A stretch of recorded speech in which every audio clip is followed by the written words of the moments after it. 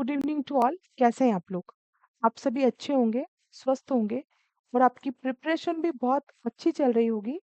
मैंने काफ़ी सारे वीडियोस मैथ्स के, एसएसटी के MCQs, even question answer also, science के, इंग्लिश के, सभी तरह के मैं क्वेश्चन आंसर्स आप लोगों को सेंड कर रही हूँ। ठीक है, एक चीज़ थी मुझे आपको जो बतानी है। मंडे के दिन मंडे के दिन मतलब 2-3 दिन बाद, है ना? अब मुझे तो पता नहीं आप ये वीडियो कब देखेंगे। तो तकरीबन मंडे के दिन मैं जो मैपिंग होती है आप लोगों की, है ना? जो ज्योग्राफी में मैपिंग दी हुई है, उसकी मैपिंग पूरी एक साथ इकट्ठी करवाऊँगी।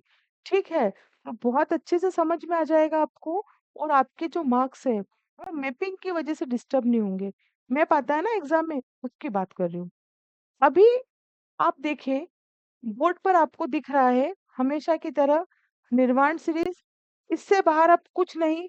पूरी कोशिश करिए योगिता मुखाती ने कि मैं बहुत अच्छे से आप लोगों के लिए कुछ कर सकूं, है ना?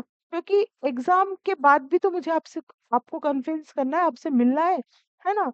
उसके बाद आप देखें अभी जो चल रहा है वो सोशल साइंस चल रहा है, लेकिन आज एमसीक्यू नहीं पढ़ के हम आज जो पढ़ रहे हैं वो क्वेश्चन आंसर्स की सीरीज को पढ़ रहे हैं। ठीक है, अब क्वेश्चन आंसर्स में मैं स्टार्ट करूं उससे पहले जो बच्चे थोड़े सोए हुए से हैं, है ना, थोड़े से डिस्टर्ब से हैं, उनके लिए एक प्यारा सा थॉट आपके लिए पढ़िए। कुछ आपके पंखों की उड़ान के लिए मैंने लिखा है कि फूंक दे खुद को ज्वाला ज्वाला, फूंक दे खुद को ज्वाला ज्वाला, बिन खुद जले ना होए उजाला, है ना? आप देखिए यहाँ, फूंक दे खुद को ज्वाला ज्वाला, क्योंकि बिन खुद जले ना होए उजाला।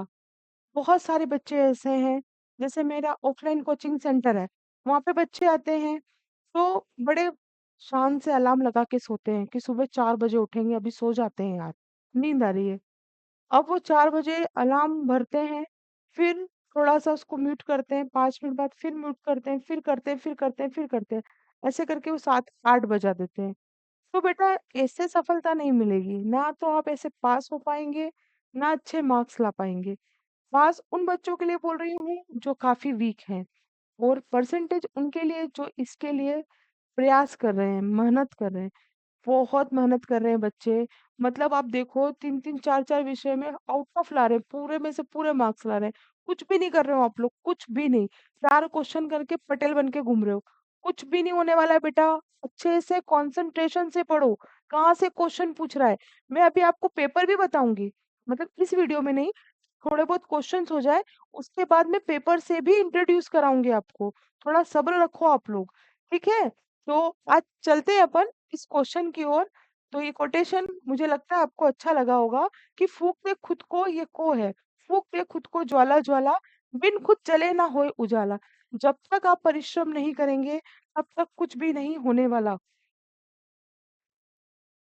ठीक है, तो चलिए देखिए, ये क्वेश्चन नंबर 1 ये मैं करवा चुकी थी। जो वीडियो है आप जाकर देखिए, प्रीवियस वीडियो में बहुत इंपॉर्टेंट क्वेश्चन है और इसको मैं करवा चुकी थी। ठीक है। सॉरी। अब आज हम करेंगे क्वेश्चन नंबर सेकंड से। जो क्वेश्चन नंबर नंबर सेकंड आपको बोर्ड पर दिख रहा है, ये बहुत ही इंपॉर्टेंट क्वेश्चन है और सीबीएसई बोर्ड में पूछा हुआ क्वेश्चन है। हालांकि एमपी बोर्ड में भी ये क्वेश्चन नहीं पूछा गया, इसलिए बहुत इंपॉर्टेंट हो जाता है, आने के चांस ज्यादा हो जाते हैं। क्वेश्चन देखिए, क्वेश्चन है, बहुत अच्छा क्वेश्चन है कि व्हाट इज एजेंडा 21। एजेंडा 21 क्या है? Let is principle. जो एजेंडा 21 है, उसके जो उद्देश्य है, उसके जो सिद्धांत है, उसकी आपको सूची बनानी है। तो पढ़ते हैं अपन एजेंडा 21 के बारे में। It is a declaration sign by world leader in 1992 at the United Nation conference of environment, जिसका शॉर्ट फॉर्म होता है यूएनसीईडी।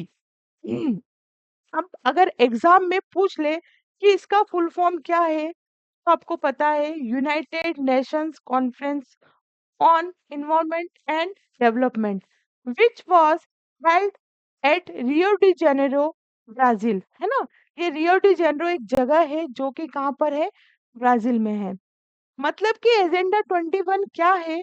एजेंडा 21 बेटा 1992 में पर्यावरण और विकास पर संयुक्त राष्ट्र सम्मेलन में विश्व नेताओं द्वारा हस्ताक्षरित घोषणा है, जो रियो डी जेनेरो में आयोजित किया गया।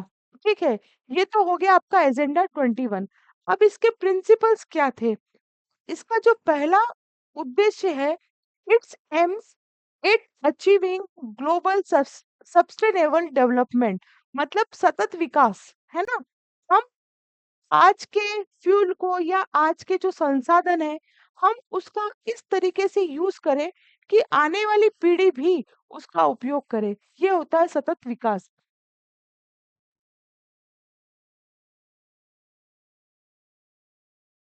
चलिए, अब चलते हैं अपन सेकंड नंबर पे। सेकंड नंबर है, it is an agenda to combat environmental damage, poverty, disease through global cooperation on common interested mutual needs and shared responsibility. मतलब यह क्या करती है?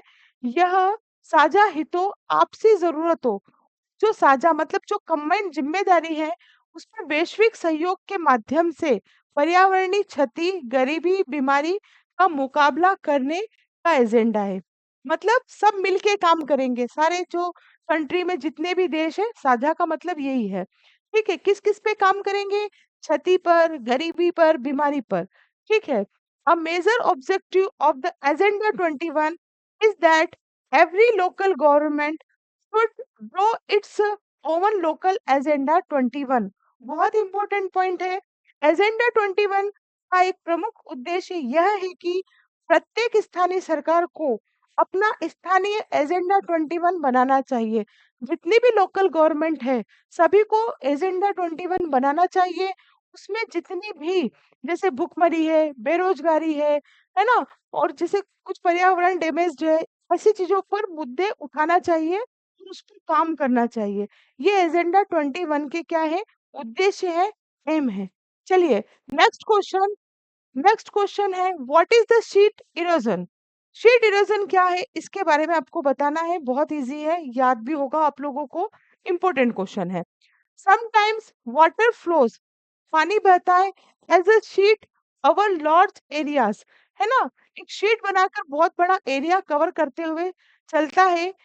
Such cases the top soil is washed, जो ऊपर की सॉइल होती है वो वॉश्ड हो जाती है और आगे की ओर बह जाती है।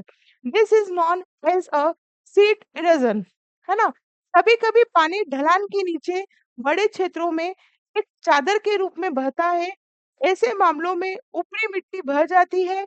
इसे सीट अपर्दन के रूप में जाना जाता है। ठीक है, ये क्वेश्चन आपको समझ में आ गया होगा। नहीं आया हो तो वीडियो आप पुश करके दो तीन बार रिकॉल करके देख सकते हैं। Next question, what is the mean by land degradation? ठीक है, मतलब कि भूमि निम्नीकरण से आप क्या समझते हैं? बेटा, ये सीरीज मैंने हिंदी मीडियम और इंग्लिश मीडियम दोनों मीडियम में बनाई है। ठीक, चैनल अच्छा लग रहा है, पढ़ाना अच्छा लग रहा है तो चैनल को लाइक करें, अधिक से अधिक लोगों को वीडियो शेयर करें। Land degradation is human induct or natural process that reduce the ability of land to function effectively in an ecosystem. The biological and economical productivity of the land decrease, the production of the crop reduce per hectare। मतलब कि जो land degradation है, ये अच्छा है कि बेकार है? पॉजिटिव है, नेगेटिव है? नेगेटिव वे में है ना। पढ़ सकते हैं, भूमि क्षरण मानव प्रेरित या प्राकृतिक प्रक्रिया है जो एक पारिस्थितिकी तंत्र में प्रभावी ढंग से कार्य करने के लिए भूमि की क्षमता को कम करती है। भूमि की जैविक और आर्थिक उत्पादकता कम हो जाती है। फसल का उत्पादन प्रति हेक्टेयर क्या हो जाता है बेटा? कम हो जाता है। ठीक है, समझ में आपको आ रहा होगा, ऐसे मैं उम्मीद करती हूँ। देखो, ज्यादा समय नहीं दे पाऊंगी क्योंकि क्वेश्चन भी तो बहुत सारे कराने हैं। What is the soil erosion? मृदा अपरदन क्या है? बहुत इजी है, the process of eroding and wearing away of top soil is known as the soil erosion. ऊपरी मिट्टी का क्षरण और घिसने की प्रक्रिया मृदा अपरदन कहलाती है। ये मिट्टी है, ये घिस-घिस के बह के आगे की ओर जा रही है। दैट इज कॉल्ड अ मृदा अपरदन। ठीक है, चलिए नेक्स्ट क्वेश्चन, व्हाट इज बांगर? बांगर क्या है? ये भी एक प्रकार की मिट्टी का प्रकार है बेटा। बांगर क्या है? इसका answer, old alluvial soil is called Bangar. It is an ancient soil formed by rivers. It is found in the areas beyond the flood plain that lie more upland. Bangar is the grey clay soil. It is less fertile. It usually conquer noodles, है ना? Calcium carbonate. ठीक है, पुरानी जलोढ़ मिट्टी को बांगर कहा जाता है। ये नदियों द्वारा बनाई गई एक प्राचीन मिट्टी है। ये बाढ़ के मैदानों से परे क्षेत्रों में पाई जाती है, जो अधिक ऊपरी भाग पर स्थित है। बांगर धूसर मिट्टी की मिट्टी है। ये कम उपजाऊ होती है। देखो एक क्वेश्चन ये भी आ सकता है कि बांगर किस तरह की मृदा है? क्या ये उपजाऊ होती है, या ये अत्यधिक उपजाऊ है, या ये उपजाऊ नहीं है, या उपरोक्त में से कोई नहीं? है ना? इस तरीके से भी एमसीक्यू पूछे जाते हैं, तो दिमाग खोलकर आंसर को पढ़ा करो। ठीक? अभी देखो बेटा, अभी लॉन्ग क्वेश्चन आंसर्स आएंगे, तो मैं सारे की पॉइंट आपको लिखा दूंगी।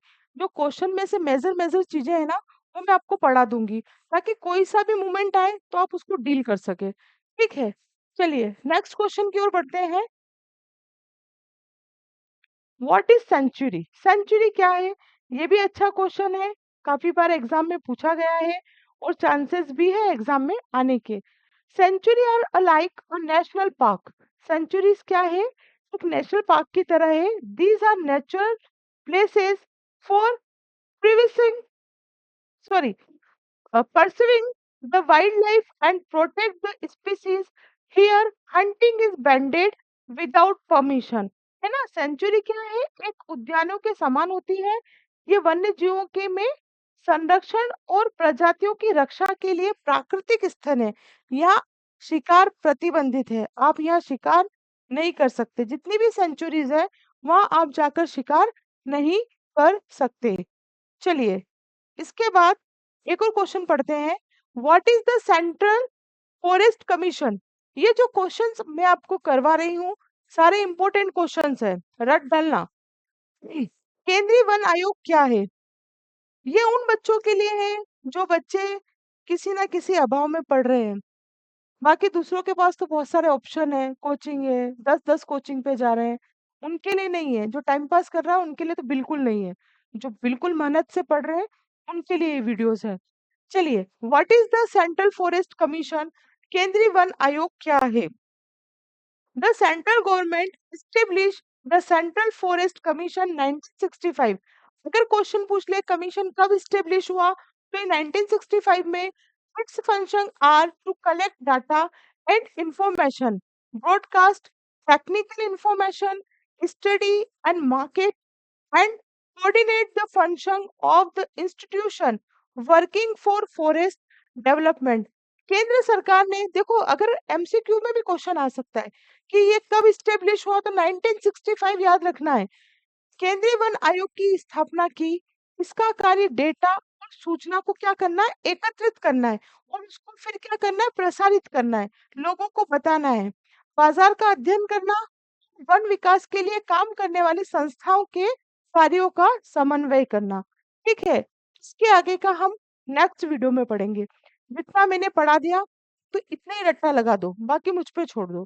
ठीक है, नेक्स्ट वीडियो में जल्द मुलाकात होगी। तब तक के लिए जय हिंद, जय Bharat. Thank you very much.